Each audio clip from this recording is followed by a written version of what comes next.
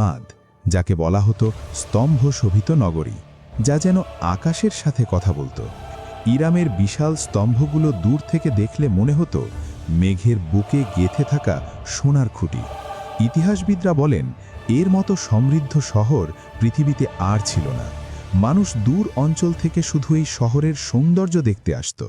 তাদের দেহ ছিল পাহাড়ের মতো শক্ত। অনেকে বলেন তারা এতটাই শক্তিশালী ছিল যে একটি বড় পাথর শিশুরাও সহজেই তুলতে পারত। হাড্ডির গঠন ছিল দৃঢ়, পদক্ষেপ ছিল বজ্রপাতের মতো ভারী, লম্বায় যেন মেঘকে ছুঁয়ে ফেলত। আর তাদের অহংকার ছিল সীমাহীন। অহংকার আকাশ ভেদ করে উঠত।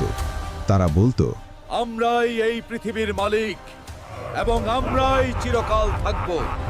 অহংকার তাদের অন্তর থেকে কৃতজ্ঞতা মুছে দিয়েছিল। তারা ভুলে গিয়েছিল যে শক্তি তো পরীক্ষা, অহংকারের